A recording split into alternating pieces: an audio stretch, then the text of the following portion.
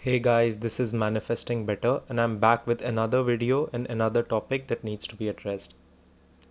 I also have an Instagram account, the link for that is in the description box below. Coaching is also available, the link for that too is in the description box below. So, this topic, the topic is basics of manifestation to keep in mind, is something that I found very important to portray to you all because I feel that when we get into the journey of manifestation and because of an overload in the content, we can forget some of these really basics of the law, and we can forget some of these really basic things that have been the foundation of manifesting since forever, right? This is what we have been doing till now. This is what we used to do, but then we get into complicated things, and it can somewhere, because of too much information, can mess up the process too. So sometimes it's important to get back to the basics. I already have posts about this on Instagram, but I thought I have many parts about this, but I thought that I will explain each and every part in a little bit of a more detail so that the detailed manner of explanation can help you guys better. So the first thing that we have to understand about the basics of manifesting, my first basic is that what we resist persists. Now, what does this mean? Because we hear this a lot. What we resist persists. This is one of the basic things that we often tend to forget, especially when we are stuck in cycles of too much resistance and we just keep fighting, ignoring it. But what usually happens is what you fight will always grow. So let me explain what it means. There will be, when you get into the journey of manifestation and you start creating your own routines, your affirmations, your methods, and you start putting them into practice, for a few days you will feel good, you will feel that everything is working out, you will feel better, and you will feel that things are going in a good direction. But then usually what happens, and this is something that happens a lot, and according to me it's a very integral part of the journey, it should happen so that you can clear that up when it comes, is the resistance, which means the opposite, the how, the fears, the old story, the opposite images, the things that you are holding on to that are not letting that process happen, right? And suddenly you feel like nothing is working out and everything is just going bad, and you feel that you are in this slump of opposite cycles and you keep feeling bad. This is what resistance feels like. It is an integral part of the journey. Now, what is commonly taught in the community, and which is something that we all have been a part of at some point of time, is ignoring it or fighting it. And this is what we usually try to do. We either try to ignore it, which means that we pretend it's not there, or we try to fight it, which means we start finding solutions for it. We start saying that, no, you are wrong. No, these images are wrong. It didn't happen. And we start to get into gaslighting ourselves and our emotions and just pretend that we are feeling good all the time, and that just promotes toxic positivity. But one more thing that happens with it is that when we are ignoring something, when we are running away from something, we are unconsciously giving it more power. We are unconsciously saying that it is so strong, and that is why we have to run away from it. And in the act of running away from it, we unconsciously keep focusing on it, and that is why it keeps growing. So that is what it means, that what we resist persists. Instead, our focus should be on accepting it. I have a whole video on how to handle resistance. I will put that down in the description, the link for the video, and you can check it out. The second thing that we often forget is circumstances are temporary, right? This is something that can be very difficult to grasp, especially when we are facing something very contradictory to what we want. But circumstances are temporary, they always have been. And a very good way to think about it is that if good times didn't last, if everything was going so well and it can come down to this level, then why cannot it be the other way around? And usually you will see this, that the circumstances that you have been going forward within your life and you have been seeing happen for a long time often don't last very long. It's in that moment what you do with that circumstance that matters.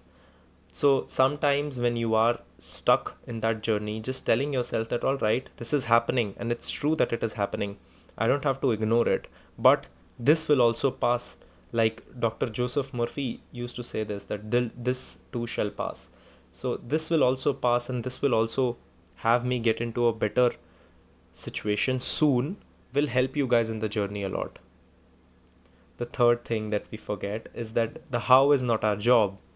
Now, this is something which every book, starting from The Secret to Neville Goddard to everything that has been written about the law, every person who has been talking about it, they keep focusing on this thing, that the how is not our job, which means how it will come to pass is something we will never know.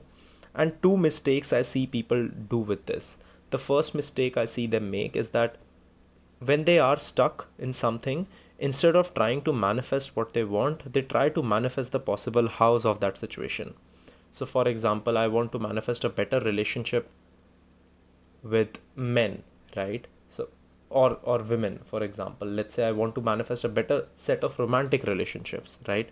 And what happens in that is that what I am doing is, instead of focusing on that relationship to become better, I am manipulating it in some way, shape, or form by focusing on what should I change in them so that the relationship gets better. Or let's say I want a car, right? And instead of working on focusing on the car, I'm focusing on the money to get that car, right? Now, this can be taken in as manifesting in steps, but usually it isn't that. Usually it's just a disbelief in yourself, and that is why you go for the hows. I also have a video of if you should manifest in steps or you should go for the direct end. I will put that down in the description too. I explain in which situation you should go for which way. The next thing is, similarly, the when is also not your job. Now, me saying this, I don't mean that time crunch manifestations don't happen.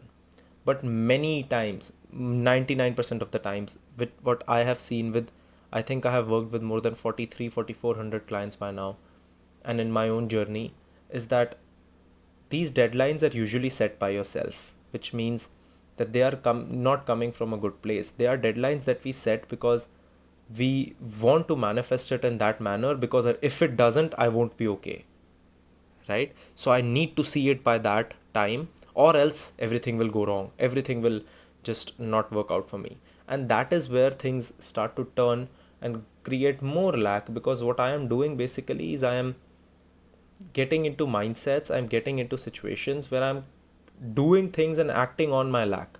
So it's not that the deadline manifestation will not happen. It might not, based on the state of being that you're occupying. But usually what happens is that these deadlines in the first place are coming from lack, which results in you manifesting more lack in your life. The last one is that you will get what you want, but probably not in the way that you think you will. And this will be a very short point, because the ways of God are greater than us, right? The way it will happen is something we will never be able to predict. And probably more that we try to predict it, it will usually happen in another way totally. So it will not happen in the way that we think it will. It will usually happen in another total different way. What we have to realize with this point is that that's actually good, because if we could predict it, we would try to manipulate it somehow, and we would mess it up even more than it already is right now. So instead of trying to manipulate the how and worry about how the middle part will come into play, what I usually will tell you is that focus on the processes, and then focus on living in the now with your life, trying to make it as good as you can. And if it's not very good, that's okay. Try to be okay in the now. Just know that you're not dying, everything is going good. At least you are able to survive. And I'm not trying to say that you shouldn't be happy. I'm just trying to say that this will decrease a lot of resistance. And when we start focusing on the now and start making that better while focusing on the processes, manifestations come to us instead of us having to chase them. I will be making further follow-up posts and requests. I have had a lot of requests for this, so I will be making a further set of posts to this and videos to this. So stay tuned, and I will see you guys very soon.